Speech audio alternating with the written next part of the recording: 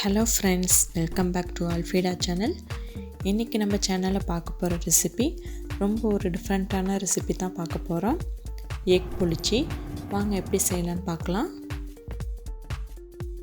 Egg பொளிச்சி செய்கிறதுக்காக first நான் பவுலில் 2 முட்டையை உடைச்சி சேர்த்துக்கிறேன். இது கூடவே மிளகுத்தூள் 1/4 ஸ்பூன் சேர்த்துக்கலாம். உப்பு கொஞ்சமாக சேர்த்துக்கலாம். நல்லா எல்லாத்தையும் சேர்த்து நல்லா மிக்ஸ் பண்ணி விடலாம்.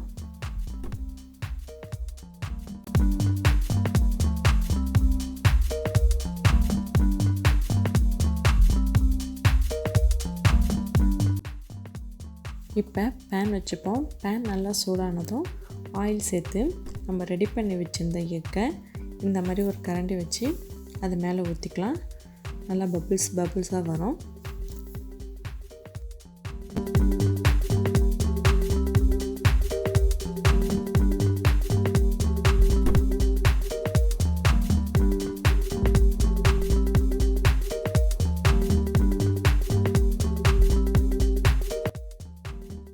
முட்டை லேசாக வெந்து வர ஸ்டேஜில் இந்த மாதிரி ஒரு ஸ்பூன் வச்சு லேசாக கொத்தி விடலாம்.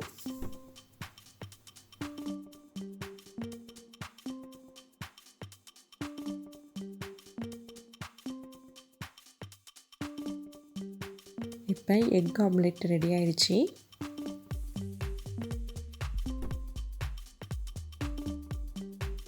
எக் ஆம்லெட் ரெடி பண்ண பிறகு திரும்பவும் பேன் வச்சு ஆயில் சேர்த்துப்போம். நல்லா சூடானதும் நான் 2 வெங்காயம் சேர்த்துக்கிறேன்.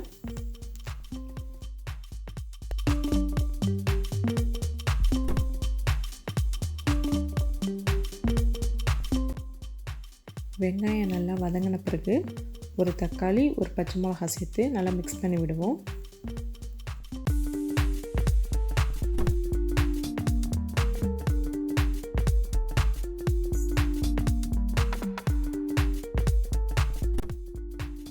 வெங்காயம் தக்காளி நல்லா வதங்கின பிறகு இஞ்சி பூண்டு பேஸ்ட் 1 ஸ்பூன் சேர்த்து நல்லா மிக்ஸ் பண்ணி விடலாம்.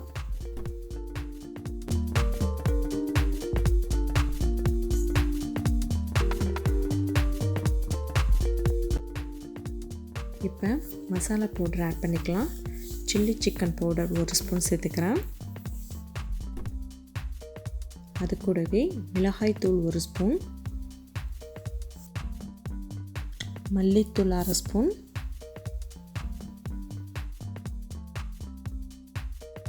மிளகுத்தூள் 1/2 ஸ்பூன், அது கூடவே கொஞ்சமாக உப்பு சேர்த்துக்கலாம். எல்லாம் சேர்த்த பிறகு நல்லா மிக்ஸ் பண்ணி விடுங்க.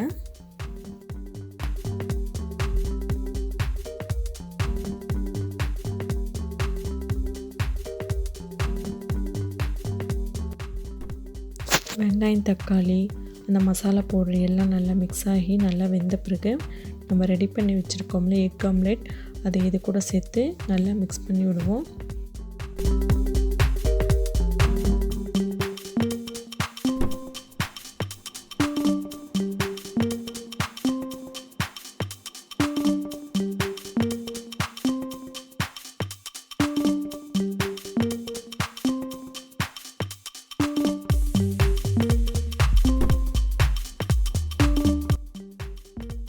சூப்பரான எக் பொளிச்சி ரெடி ஆகிடுச்சு.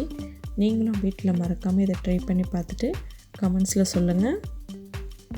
வீடியோ பிடிச்சிருந்தா லைக் பண்ணுங்கள், சப்ஸ்கிரைப் பண்ணுங்கள், மறக்காமல் பெல் பட்டனை ப்ரெஸ் பண்ணுங்கள். தேங்க்யூ.